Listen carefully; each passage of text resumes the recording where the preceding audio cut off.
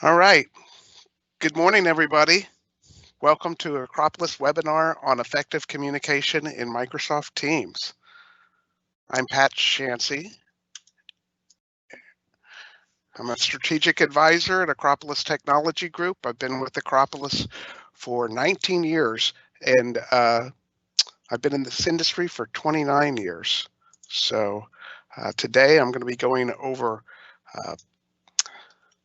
I'm going to be talking about Microsoft Teams, what it is a little bit, discussing the chat module, doing voice and video calling, uh, changing availability status and some other settings, uh, talk about how to spice things up using emoticons and Gifs and the praise button.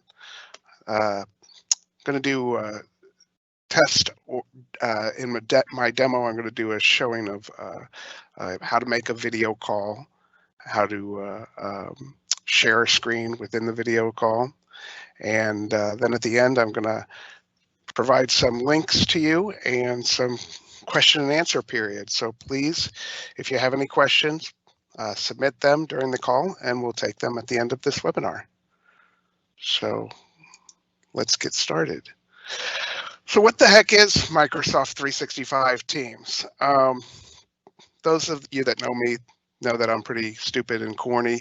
I picked this slide out, or this picture out, because this is called Hey Kids, What Is That? It was a skit from Saturday Night Live 40 years ago, where these two tourists are observing something for the first time and they don't realize what it is.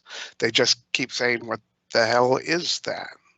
Anyway, by the way, that's a link. You could click on it later. You watch the rerun of this. Hopefully it's worth watching again.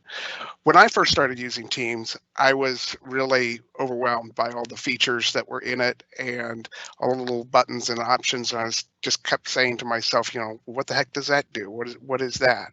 And the application seemed so very sprawling. It was just a lot to take in. But over time, I learned that Teams is a communication system predominantly or originally used for persistent workplace chat, instant messaging, and then to take it to the next level, you can do voice and video calls and actual virtual meeting spaces.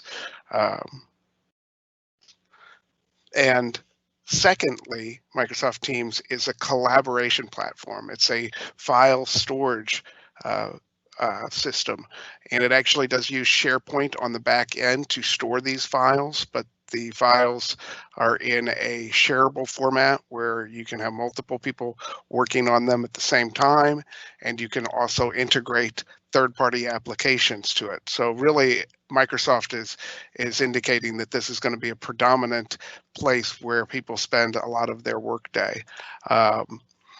So when I first started using it too, it was like email versus Teams. When do I email somebody, or when do I use Microsoft Teams? To me, if something is internally bound, I go to Teams. If it's between me and some organizational groups or departments within my company, I use Teams. What's another word for department or groups? Oh yeah, Teams. So anyway, usually a Teams message or request is very time sensitive. My suggestion in using Teams as far as the instant chat is try and be brief, maybe say to somebody, got time to talk about a subject. Avoid sending people a wall of text in a Microsoft Teams chat. Save that for your email platform. So right now I'm actually going to switch to a live demo of Teams. And let me get to my screen. Just a moment. There we go. You should be seeing this Contoso group as a sample Microsoft fictional company where I can show you a little bit about Teams. Here I am. I've got my activity, my chat, my Teams, calendars, so I can kind of bounce around between these on the left-hand driver's side. Up in the right, You'll see my mouse going up into the far right corner. This is my user profile. And so this is where I'm going to start showing you some of the setting functions.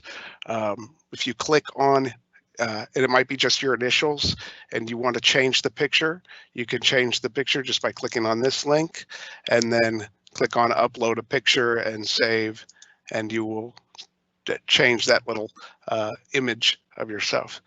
Another thing that I often do when I come into Microsoft Teams is for the first time, it I don't particularly like staring at white screens all day. It's a little bright and hard on my eyes. So I go into the user profile and I go to settings and I switch over to uh, a dark theme, which to me is just a little bit easier to read uh, than staring at a big white screen for much of the day. The next thing I will show you is that sometimes when you're in a screen, you want to either zoom in or zoom out, fit more onto the screen. If you use your keyboard and press down the control button and use your mouse and scroll in and out, you can actually change the size of the font and the screen to either fit more or less on the screen. Another thing that you can do up here from the user profile button is you could go to change your status. Your status is right here. It shows as available, or you can change it to busy or do not disturb, be right back, and so forth. Just some points that I'll talk about that. It does pull your status from Outlook. So if you've got a meeting planned, it will update your availability automatically, but you can override it with a, let's say, be right back. And actually under any of these, you can also go to, you can change a status message, which if somebody hovers over your name or goes to mention you, later I'll talk about that, you could type in a sentence here, be right back, or went to lunch. You can set the time delay to have that message clear itself, or you can set a custom time that you want that. You can turn on this option so that it'll show people when they try to message you, it'll instantly start showing them that message. So that can be kind of helpful, especially during a lot of this work from home period. If you're stepping away from your computer or going to lunch or doing something. Another feature that I do is I'll sometimes put it on do not disturb, and then I will put in a message here that says focusing on finishing a proposal will be done by 3. And then it just kind of gives people an idea that now is maybe not the best time to instant message you. I'm going to leave that or change that back to available. And I'm going to go to, let me see here, kind of lost my place. Sorry about that. One thing that I do find that sometimes I have colleagues that need to get a hold of me. Usually what they have is pretty time sensitive. I can actually set an override for certain employees. So if I go to settings and I go to privacy, I can actually do manage priority access, click on manage priority access, and I can add people to this list, remove people to this list, but basically they'll override the do not disturb automatically. So that's kind of helpful. Next thing I'll show you is whenever you have you're typing in your chat window down here and you're about to send somebody a message, what some of these icons that get overlooked do is the first one is breaks open into an actual composition window where you have plenty of bold, italics, traditional formatting features. You can add an attachment file to this. Just like many social media, you can add emojis and Gifs and stamps. You can kind of spice things up a little bit in your work environment. There is a praise button right here, and if you click on praise, then you can pick a badge and send it to somebody that you're working with, Megan. And this could be a good way to, recognize somebody for the work that they've done, especially when you are posting in one of these chats. Before I leave this section, I do want to point out that in the chat window, there's an extra icon here that is an exclamation mark. And when you click on that, you can go to normal messages are sent standard, important will flag with the little red exclamation mark, urgent will bump it up, and they will receive a notification every 2 minutes. A little banner will pop up in their bottom right-hand corner telling them about this message, and it will override anybody's do not disturb. So that's probably good to any of these. I would suggest that they're available now. Just kind of use them in moderation. Don't be the one crying wolf. The next thing I'm going to do is show a, let me see, I was expecting my colleague Troy to be here. Online. He might be trying to make himself look unavailable at the moment.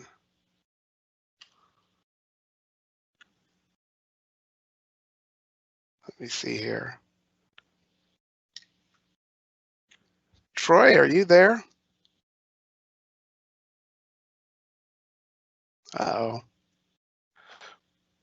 Oh, look, here he comes.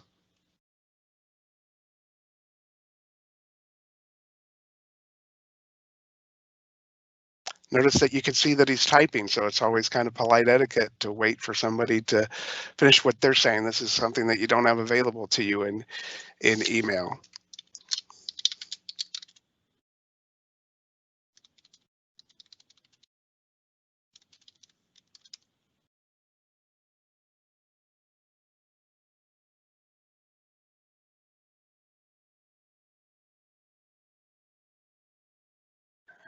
And again, he's typing, but hopefully he'll say, yes, great. I can either use the voice call button or the video call button, but then I can reach out to him directly.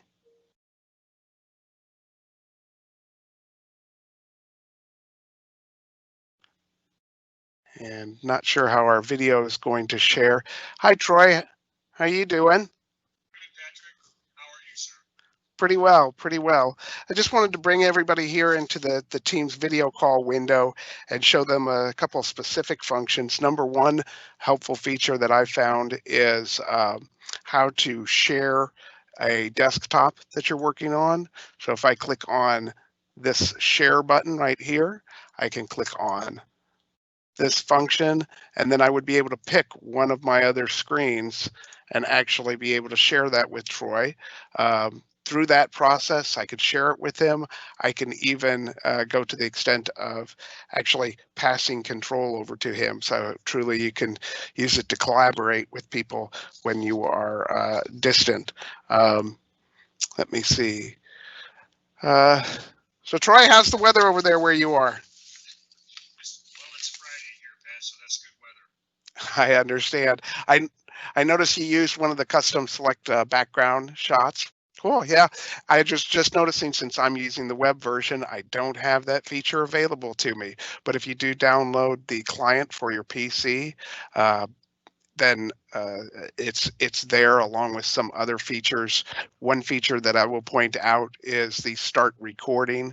So I can actually use that to record this this call or this presentation and then send it to them or post it on your OneDrive for business, or even using Microsoft Stream, you can make it available and kind of build your own company intranet version of YouTube or a collection of videos. So as I got digging into Teams, I just kept saying, what the hell is that? And eventually I started to learn what some of these features are. And I was just going to mention that, it's kind of nice proper etiquette to maybe reach out to somebody and say, "Hey, are you available to discuss this now?" It's kind of the digital knocking on their door, or sending them an invite through Outlook or through Teams itself to schedule that call for a later time, so that truly you can be respectful of other people's times and take it from there. So, Troy, I appreciate you hopping on this call today to help show some of our clients Microsoft Teams. Um, I'll be talking to you later, sir. I know we've got a meeting following this on Teams. That's right. All right. Thanks, man. Bye, Troy. And so now you can see Troy dropped off. Now I'm just going to talk about, I've been talking about the communication aspect of Microsoft Teams. Now I'll discuss a little bit of the collaboration basics. Within your team over here on your tab bar, you can define your groups of teams. I'm just going to show you a couple of things about this and talk about it a little bit. A team is created for a project or a matter or a department, a client. This, you can see here the examples of HR and store portal and retail communication. So within each one, there is a number of channels below it. I will say that if you want to, once you create a team, there's always a general channel available. And then you can also create other channels. You can click on this control bar and you can go in and basically from that point, you'd be able to get email addresses of people that are in the channel, get link to channel if you want to send it to them. Let me see here under, I believe it's this one. Usually, if you're running the app, you can pick add a member and send an invite to somebody to invite them to a team. Our general suggestion is when you are building these channels, start with a select group of people, maybe a private group of people, and then add others to it as you get working in that channel. All of the files that can be uploaded here, you'll see are actually saved onto your SharePoint library that's in the 365 cloud. So again, these are files that you could upload. Once they are uploaded here, they will be in the files section of that channel.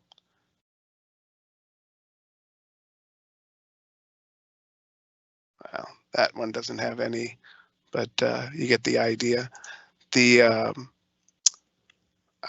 files are searchable from within this search window. So if you do use this search window, it's pretty powerful. It will find any mention of the term that you search for, whether that word is in a chat message or a posting in a channel. Even if it's in a document that's been uploaded, it will find those that use of that word. Just a tip for you though, if you do go into, let's say that it finds it in a Word document or an Excel spreadsheet, you can open up a browser version of that within Teams. So it would open up a browser version of Word. You would be able to find that word within the let's say you opened up Word and you would be able to click on the find feature and then find that term that you were searching for within that document. But it will point out to you that it's contained within that document. Let me see. Some other things that I've found pretty useful here lately are the help feature in this program is actually pretty robust. If you click on help, one of the first things I'll show you is what's new. They keep adding things every couple of weeks to the Teams platform. And when you click on what's new, you will get a running list of the things that they've added. For instance, back in May, they added, now you can have up to 9 videos in your video chat screen. Just recently, they added a pop out to a chat button. So let's say if I have a chat here and I actually wanted to open that chat within another window, I'd be able to click on this and pick pop chat. Again, that's a feature that's in the full client version and not in this this web version that I'm using. You can also pin chats.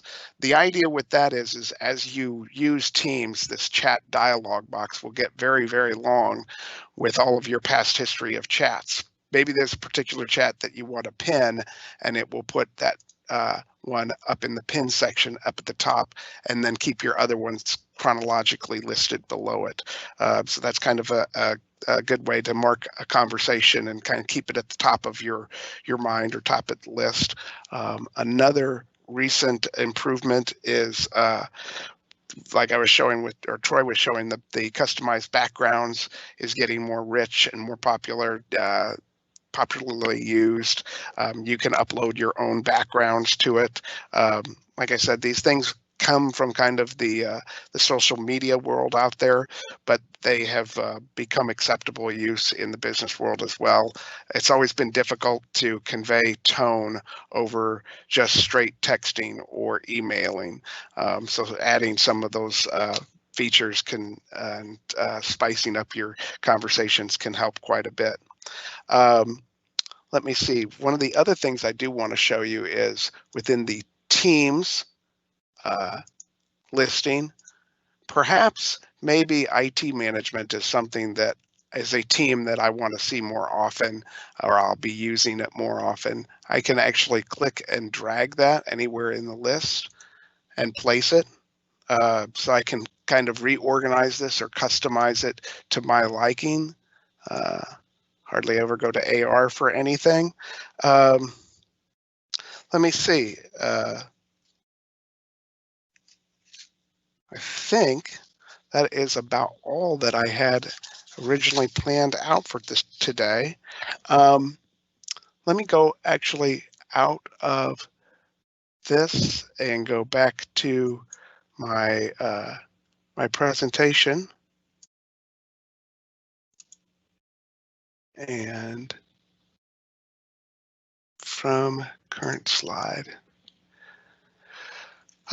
Why would you want to work with a professional company to implement Teams? I mean, Teams is downloadable and you can install it yourself, but it is recommended for Active Directory integration, so that if you have a server environment and security is already set up on those, it's going to be easier, and you are going to have a much more uniform and consistent environment if you work with a professional company to integrate it into your Active Directory environment, whether that be your own server or a server in the cloud. You will get a more uniform application setup for each of your users. So as you add users in the future, everybody kind of gets Teams set up the same way and pushed out to them. And experience counts. Plan with a company that has been through this before and knows the pitfalls and the paths to success. We've been doing this now and pushing it internally for about 1.5 years. And I can tell you that, especially in this last 100 or so days, it's become incredibly valuable to our company.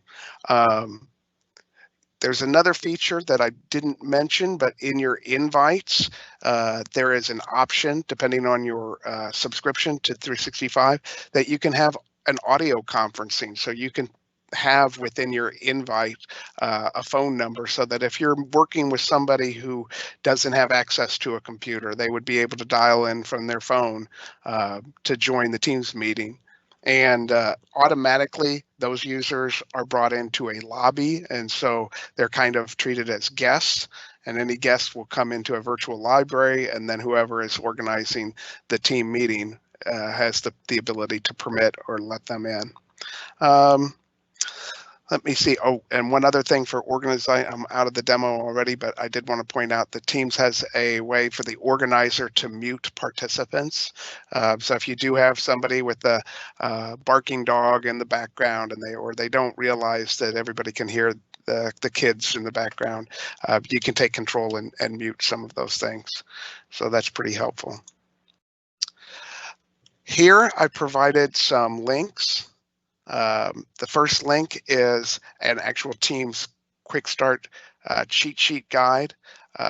Please take a look at that. It's provided by Microsoft. It's 5 pages worth, but it's a nice, clearly illustrated cheat sheet for several of the functions. It's kind of a good document to save onto your desktop or print and have a copy available.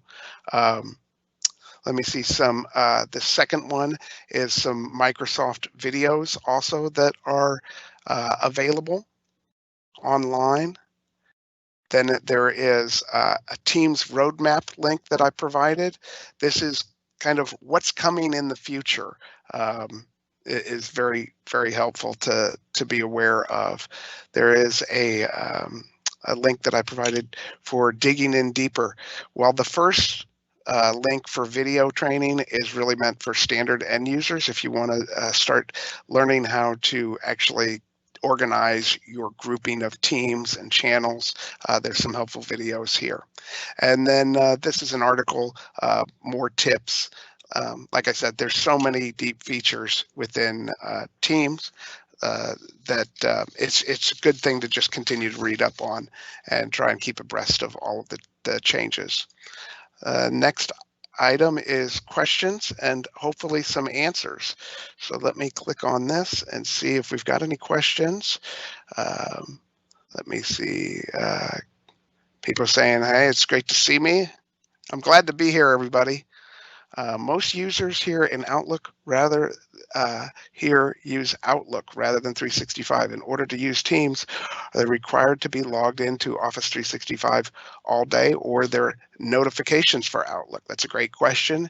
Yes, there are notifications for Outlook, and real quickly, if I can pop back over here and show you, let's see, on my screen, you should be able to see here, there is a kind of hidden setting regarding those notifications. Those notifications will come once every hour. However, there's a default default is set for 1 hour. And if you come to settings and you come to notifications and you come to missed activity emails, you can actually change that to once a day or as soon as possible, whatever you need. But some people's jobs actually require them to be pretty in touch with their team members constantly. So that's kind of helpful. Let me see, what's the next question?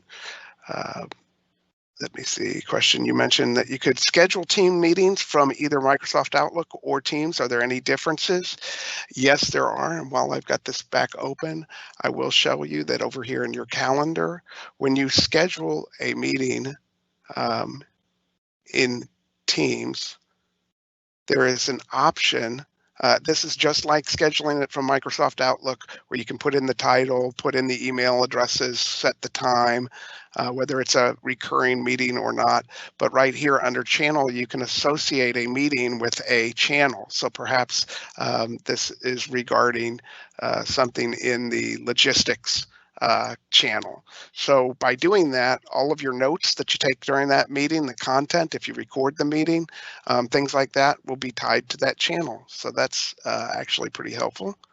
And then let's see, is there a headcount limit to Teams or performance issues with more people in attendance? Not practical ones. I could tell you that from a point of view of Microsoft is always extending those limits, but I want to say that right now that you can have a meeting with up to 2,000 attendees, which is just crazy. Within a channel, within a team, you can have up to 200 channels. I want to say you can have up to like 5,000 teams.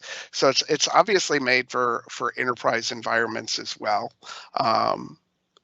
Let me see, we've been using GoToMeeting and emailing the link to attendees. If we move to Teams, do attendees need Microsoft Teams? Microsoft Teams, there is a free version that they would get if you sent them a link to a Teams meeting, or can they attend much like they do currently with GoToMeeting? Exactly, they could just run it through their web browser, as I've been doing in the demo today. You can see that even the video did work reasonably well within the web browser. So yeah. That let me see, I think that's the end of our questions. So let me see if I can go back to my PowerPoint. Here we go. If we're not able to answer your question, please feel free to email them in. We will be sending out a follow-up email to this webinar so you can watch it again at your convenience. Hopefully it was that good. Be on the lookout for our next webinar. Kevin Geiger is in the lineup, and he'll be discussing a platform that we use called Cognito Forms, and what that does is basically allows you to collect data through a web browser environment, have somebody go into a web browser, fill out a form, and then at the end they can save their work as they're working on it, come back to it later, but then at the end they can hit the button submit, and it will actually generate the PDF, send it on to wherever you've designated, send the person that's filling it out an email copy. What it does is it makes it so that the users don't have to receive an attachment in email, save it to their computer, open it up, make the modifications, then go back to the email and send the document. It just actually automates some of that process and makes it a little bit easier for the end users. Thanks for everybody attending. We're going to see you on our next webinar, and just wind up by saying, wish everybody good health, stay safe out there, and stay positive. Thanks everybody for joining. Have a great weekend.